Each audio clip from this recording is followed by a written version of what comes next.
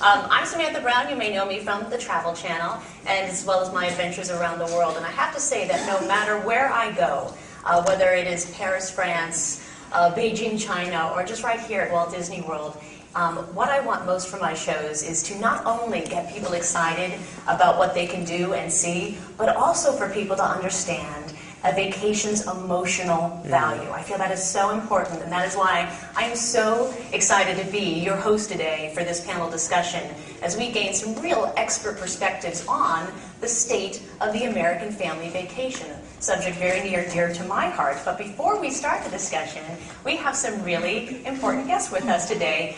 Today with us we have the creators as well as the voiceover talent of one of Disney Channel's hit series, Phineas and Ferb. Please welcome to the stage creator and executive producers Dan Hovenmeyer and Jeff Swampy Marsh, as well as the voice of Phineas Flynn, Vincent Martella.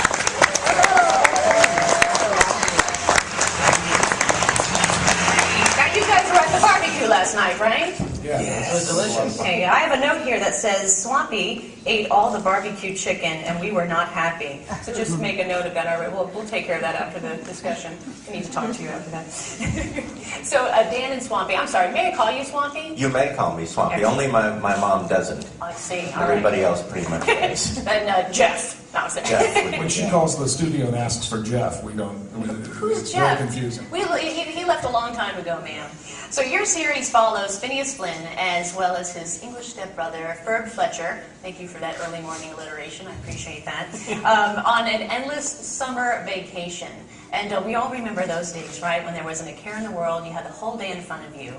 Did you draw upon your own childhood for the development of the series? Oh, absolutely. I mean, Dan and I were very lucky that both of us had parents that encouraged us to get out and do wacky, crazy things. And make movies, put on plays, build tree houses, go-karts. We were always doing something. And it was one of the things we talked about when we were creating the series, that, you know, we wanted to have these kids that went out and did the things that we did. Some of it was kind of dangerous now. I think about it in hindsight, but... We tried to make the show sort of embody what a 9-year-old boy could get up to if they were not hampered at all by reality, by budget or time or anything like that.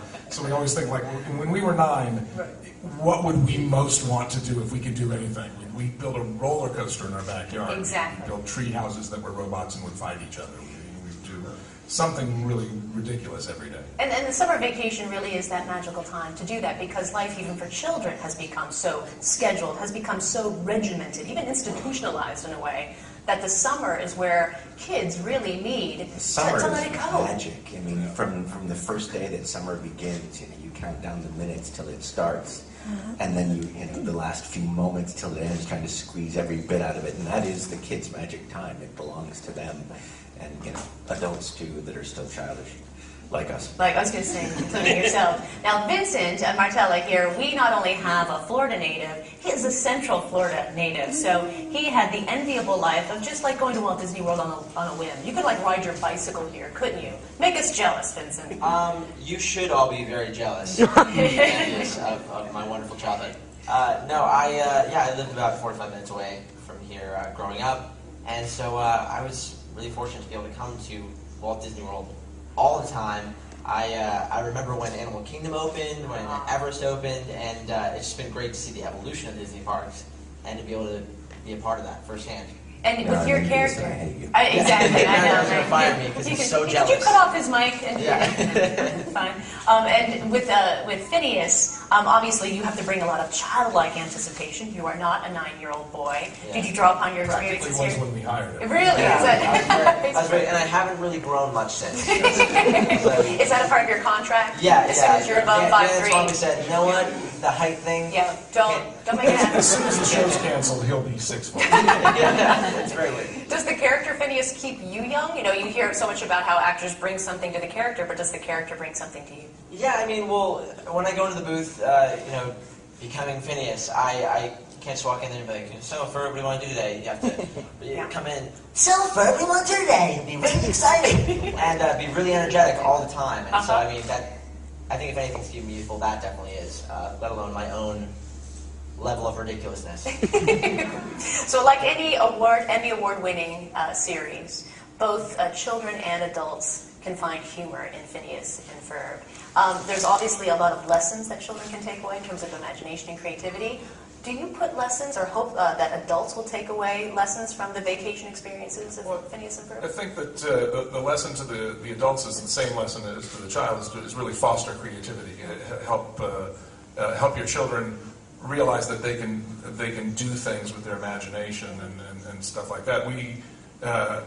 It's really sort of a celebration of imagination and making and doing something with your own two hands.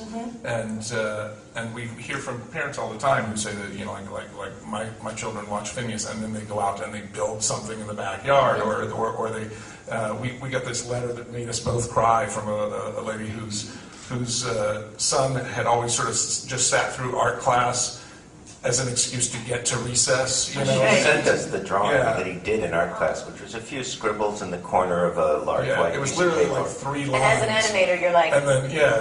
And then after he started watching Phineas, it was this elaborate drawing that he had done, and he said it was a robot making machine, and he had like all this imagination in it and stuff, and she said that just watching the shows made a huge difference in his life, and Swampy and I sort of like... we cry very easily. That's a good one. That's a good letter. Well, thank you so much for sharing your experiences, and thank you for all that you do. It really is bringing your animated series brings adults together with their children about how to be more imaginative, more creative, and just enjoy life a lot more. We're having a good time. You're having. I It's a can good tell. week. I can tell. Everyone, a round of applause for Dan, Swampy, and Dan.